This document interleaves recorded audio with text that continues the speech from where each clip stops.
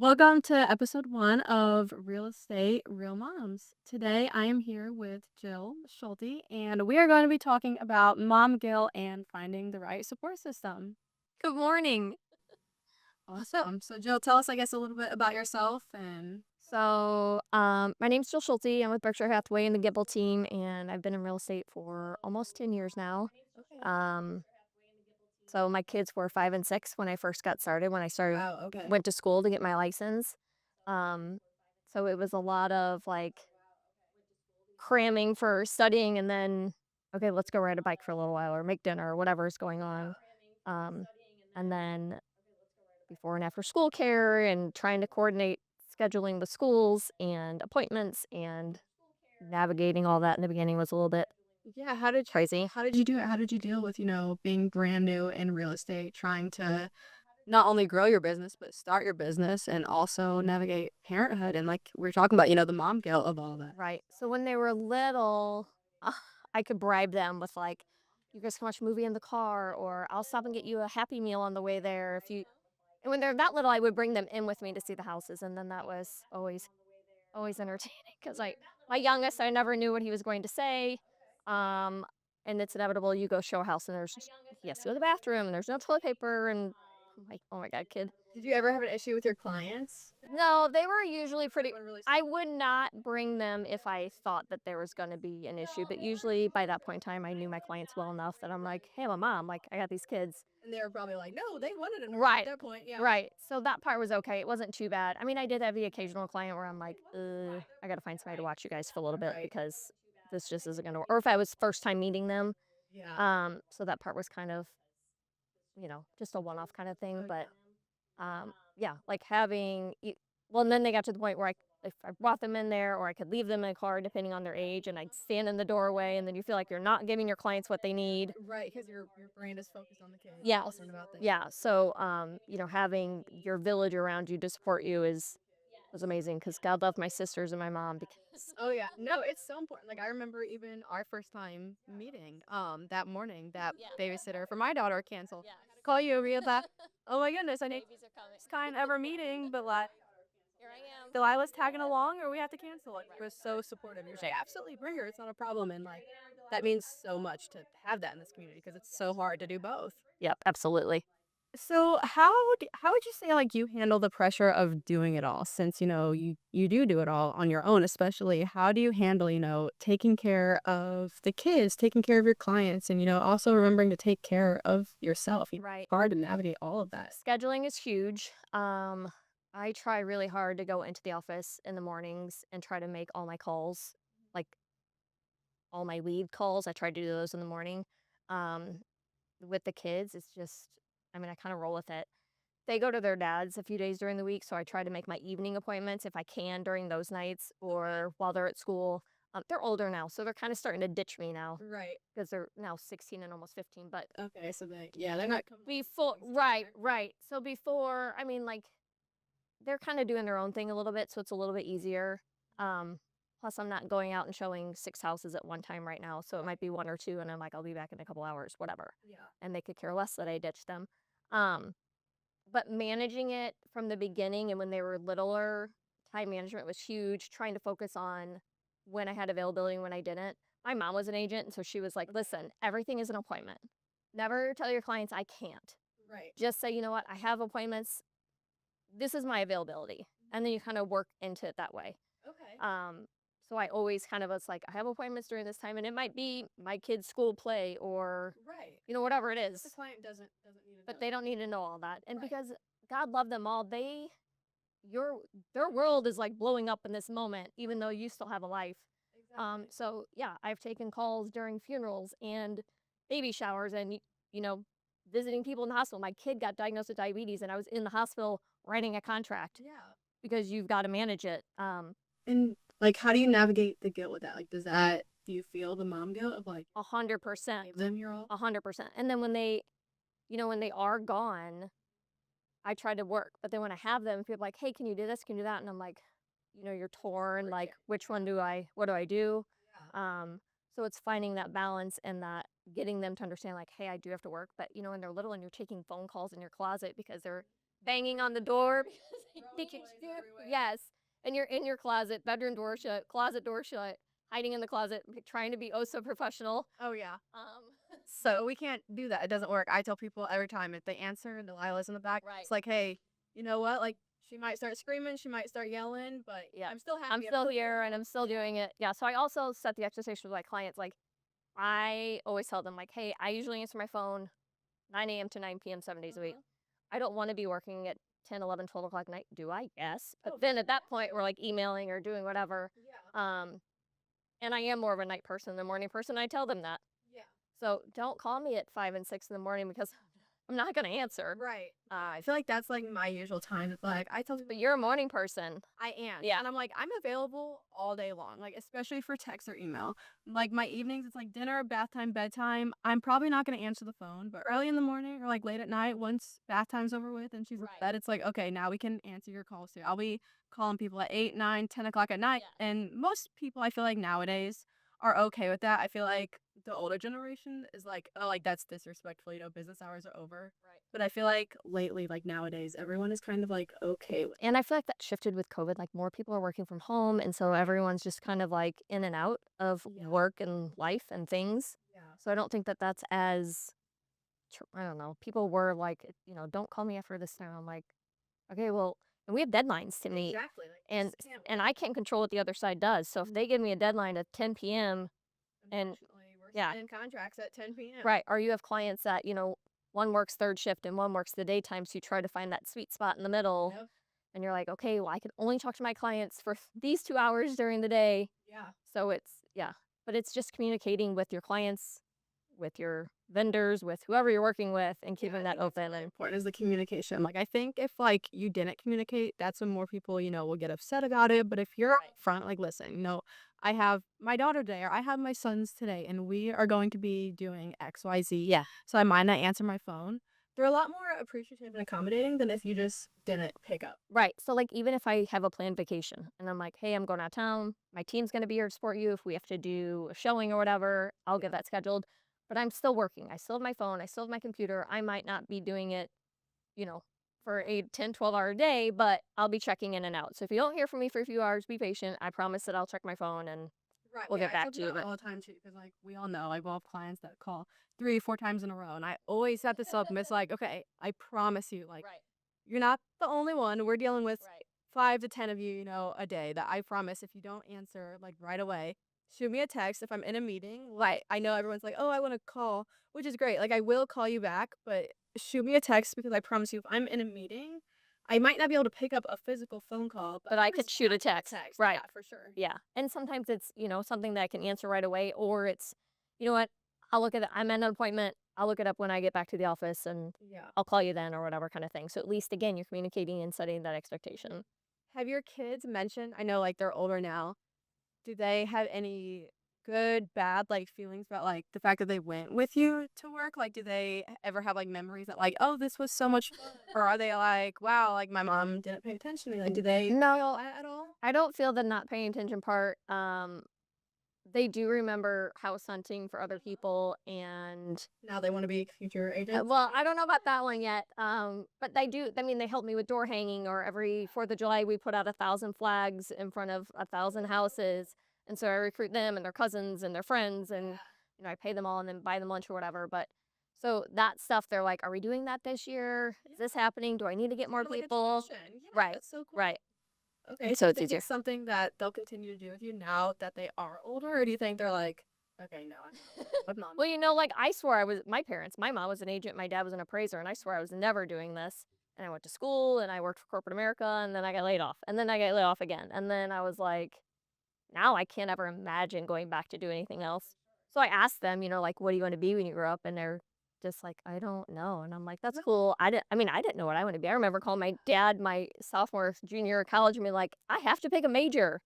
And he's like, just pick something. Who cares? All you need is a piece of paper. Right. He was like, I don't know how old he was, 50, whatever he was. He's like, I don't know what I want to be when I grow up. And I was like, touche. Okay, great. We're going to figure it out one way or another. So I don't know if they'll follow my footsteps or not. Okay. Want Um, them to, or do you have a preference or an opinion? Not really. I mean, I want them to be happy at the end of the day, and that's all that matters. I think that real estate's a great investment.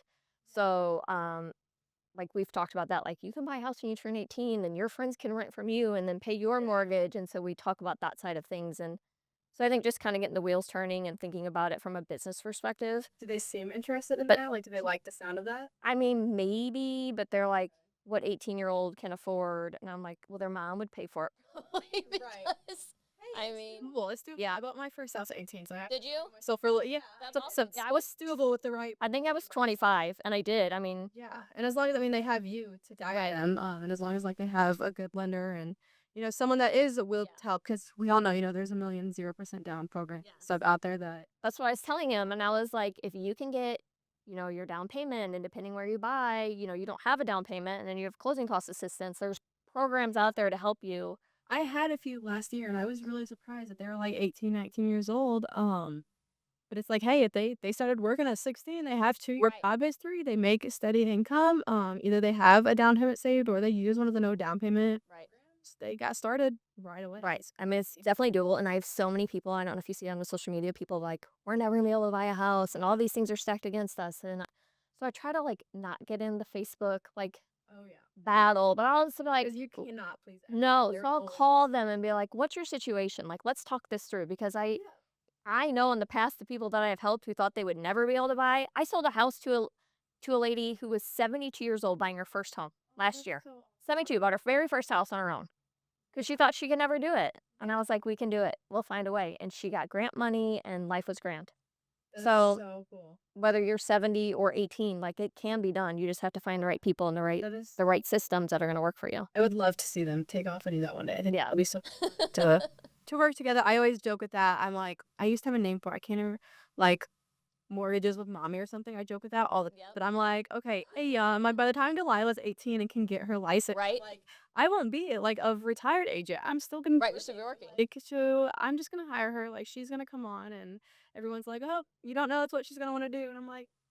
Fingers crossed because We're going to be that's her besties. keys and she's gonna be of course that's exactly what she's gonna want to do. And I need something else. I'm like, okay, she would have an entire business handed down to her Right. eventually. Like Right. who wouldn't want to come do that? Absolutely. Don't know That's that. Yeah, 17 more years, so not a big deal. Well, it flies by real quick because let me tell you, mine got his driver's license and off he left me, and now I'm sad. I know. How's that been going? It's good. He actually had a closing that was chaos on Friday. Um, Probably we had a 5 house chain reaction of contingent upon, And it actually closed. kind of. Okay. We all closed. All it was not like everybody, the buyers and sellers and agents, everyone was done by 11 o'clock that morning, but there was a hiccup with one of the title companies. Um, yeah. So someone was out and no paperwork got sent. And so, anyways, everyone was able to move in. We didn't actually fund until Monday morning, which is, never close on a Friday. Right. But anyways, I was in the middle of all this mess and my dog had to go to the vet for the third time and I had another showing. And so I was like, Kaden, um, I need you to go up the street to the cookie box and get a dozen cookies and take them over to their house. And he did it? So he did, yeah. Oh, that's Yeah. awesome. So I'm like, can you How please help me? too. He was like, oh my gosh, you're kind of scary today. Yes, I'm out of here. It doesn't stop, He helped show houses and now he's Yes. helping. Yeah. Just in other ways. Yeah. Yeah, that's Yeah. so awesome. Yep. So it's crazy how crazy it's progressed through the years. Uh-huh. Okay, so tell me more. I know we talked about like when the kids were younger, and you said, it was so important having like your mom and your sisters and stuff. Tell me about like what your support system was and like how you navigated that. Yeah. So I have to do my timeline. When I first got into real estate, I think my parents were living in Texas at the time. Oh wow. Okay. But I had my sisters here and You have 2, one older, one younger. And then we have, well, there's 6 kids, I guess, total, but one of them's an adult. The 5 boys, it's all boys. Yeah. And there's 5 of them within 10 years or okay. 5 years of each other. 5 boys, 5 years. Yes. So, it was easier for me to be like, hey, are you home? I'm gonna drop them off on my way, like kick them out at the curb. Off you go. Um, so having them nearby, I mean, my entire family literally lives in like a 5-mile radius. Oh, Like that's we so don't leave our bubble. Um, which is amazing. And it was, my grandma, my aunts, my uncles, my cousins, my sisters, my parent, and then my parents moved back from Texas, Okay. and now they only live a mile and a half from me. And my one sister lives in my same neighborhood. And everyone is always, like, supportive, no one is "Okay, Yes. Jill, you're dropping us with the Right. boys again?" Right. So my brother-in-law is an appraiser, and so he works from home. So I'm like, "Oh, you're home no matter what. Here you go. Here's some babies." So I think that having your village there to support you is huge. Yeah. Do you Um, think you'd be, like, do you think you would be as as successful as you are now if you didn't have that village? I think that comes with determination inside of you and Okay. your like just your goals and in this business if you're not determined and organized and you have to have that drive inside of you. Right. No one's sitting here telling me to go to work every day. No one's gonna make me pick up that phone. It's not like I have a quota I have to meet or deadlines with from a boss, you know what I mean? It's all on your own. So yeah, if you're not a driven individual, then I don't think this is the world for you. Right. Um, so I think that regardless, it just made my life easier. And I'm so grateful that I have those people that loved and supported me Yeah. and helped me get to where I am today. That's so important. Because without them, it would have just been that much harder. Yeah, I can't imagine. I mean, I only have one, and granted, she's 9 months, so she's not as old as like, she's not a toddler like your boys were or anything. But yeah, I know I don't have a huge support system, but like my dad is retired and my mom works from home. Yeah. So I know like they're always like drop her off if you need to. Right. And yeah, it's so helpful because you know how last minute real estate is that it's like she has babysitters by all means, but they need a But life happens. and stuff. Yeah, where like my dad's at least usually, like I said, he's retired. He doesn't have much going on. So I can get a text and be like, "Hey, could you need me here in 30 minutes? Like we're gonna do this right now." Right. Luckily he's always like, "Yep, drop her off or I'll come here. I'll meet you like wherever." Well, my old transaction coordinator would come in. She was like, "Are you in the office today?" I'm like, "Yeah, what's up?" And she's like, "Can you please keep an eye on her? I have to go present in this meeting." And I'm like, Oh, that's "Absolutely." So you pull up a chair and you color for 30 minutes or whatever. And I mean, it's you just gotta do what you gotta do in right, this industry. It's right. not a 9 to 5. There's no No. white. It's like And you're what you in gotta do. Saturdays and Sundays in and out of the office, getting signs or doing whatever. And yeah, it does. And then when you work with people, I mean, they become your village and your family, and you're like, uh, I'm stuck and I need help. And so somebody is usually like, Oh, for sure. And like bring them, we got it. a lot of I feel like love it too. Like I have so many like agents that I work with now and even buyers at this point Yeah. that are like, "Is Maria coming to class?"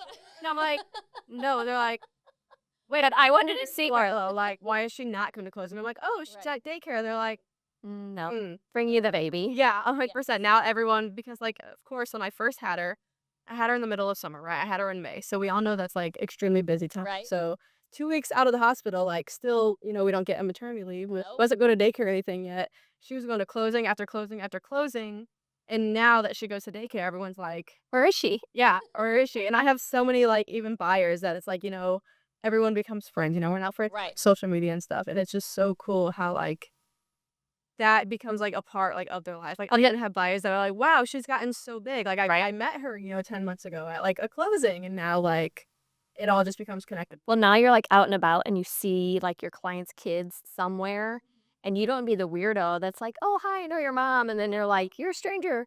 Um, you know what I mean? Like you get to know these people and then you get to know their family on social media For sure. and you feel like you know them and you're like, "Oh, wait, you've never met me. Sorry. I'm just the weirdo that wants to say hi to you." You know what? It's okay, you'll understand one day. Right? But it is, I mean, it does your community grows and I mean, like, I could care less who brings their kids all and clients will come back, "I have my kids," and I'm like, "That's okay, I have And kids it's too," like, if they're parents, I feel like they understand so much more. Right. Like, we all joke. I even remember, like, one of my friends, a couple days after I had Delilah was like, "Do you feel like you're a part of the club now?" And I was like, "I do." Like, everything Right. makes sense Yes. because it's so cheesy, but, like, nobody truly understands besides other moms, even dads. You can be the greatest dad in the Right. world, but, like, you still just don't. But your brain doesn't turn off, and you're the one that knows the doctor's name, and the teacher's name, and the school and the sizes of their clothes, Oh, and yeah. all the things, like, it's all in your mom brain, and Yeah. you're trying to navigate all that, and, I mean, yesterday in the middle I was at the office making calls, and Caden calls, and he's like, "My Dexcom broke," which is his thing that checks his blood sugar. I'm like, Yeah. "Okay," and he had somewhere to go right after school, and I'm like, "Okay, give me half an hour. I'm gonna get these calls done, and then I'll run home and get supplies, and I'll come up to school." And so it's like I'm just like, thank God I have the job with this flexibility. I was gonna say to have the flexibility to be able to do that and be there for Yeah. your kids. So I feel like it makes up in some ways. Like there might be some times where it's like, yeah, okay, sorry guys, like tonight you're going on to showings or you do Right. this, but also like you make up for it because you get to be there so much Yeah. more. Where Because I could 9 to 5, you wouldn't. Because I could go to the school play or the Christmas party or whatever's happening at school when they were little because I could just block out that time on my calendar. For sure. When I worked in corporate America, I was traveling, like, I almost missed his preschool performance, and I was, like, running from the airport, suitcase down the middle of the aisle, like, running. Yes. And then he thought I wasn't there, and then all of a sudden he spotted me and he lit up, and I was like, you just have like Makes this it work. terrible, terrible mom guilt. Like, I am trying to pay our bills and make our lives better. And I was like, this is terrible. Like, I thought I was going to love to travel. I thought it was going to be amazing. And then I was like, this is not No, being for me. is awful for No. like that's how I feel like even now it's like I could never imagine going back to a 9 No. like, there's so many days, like, the other day, it was, like it was beautiful out, it was a 75 day Yes. in the middle of February that I was like, "Wow," like, all my emails are answered, like, of Let's course, go play for a little bit. getting calls, but yeah, like, Yeah. I was like, "Okay, everything that needs to get done right now is taken care of." So I left early and I was like, "I'm gonna leave the office, go grab her from daycare," and we went and spent, like, 2 hours at the zoo. Right. Of course, after those 2 hours, family got plenty or I get 2 hours there's all the later. emails and texts and everything. Yeah, of course, she was worn out, so I was like, "Okay, lay down for a Yeah. nap, and I'm gonna finish the day out," and it's like, if I was at a 9 to 5, even if I had all my work done for the day, Right. you still have to sit there and twiddle your thumbs, and I Yes. just get to make those memories with her. Yeah, I think it is.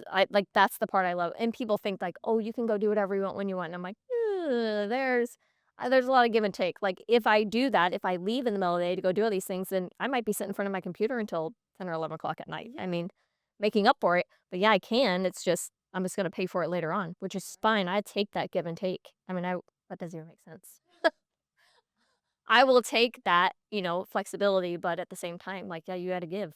Yeah. But I think that my kids know, like, they know if you call me, we're gonna figure it out. Think your kids, like, see it more, whereas, like, outsiders, like, they're just like, "Oh, like, you have it so easy. What work do you guys have to do? You open Oh yeah, doors, you put a sign in the yard, and yeah, you guys have all the time in the world." Where it's like, "No, we actually do so much." right. I mean, the hours is insane. Like people think that you're working. I go to the office for a couple hours and then the end, but really, I mean, It's nonstop. right? There's always something, and I think people don't understand too, like, anyone who's self-employed, not just real estate, but, like, our brains don't turn off. No, I got really bad for a while, so I like, you wake up in the middle and you're like, oh my gosh, I have to do this, and I need to schedule this radon and do this inspection, and like your brain's going a mile, And so I'm like, I had to get a note on my phone. And so I'd wake up and I'd have to put it in my phone so that I could go back to bed because I couldn't. I'm like, I'm gonna I forget. did I'm gonna that forget. the other night. I woke up because, Delilah's not sleeping through the night yet.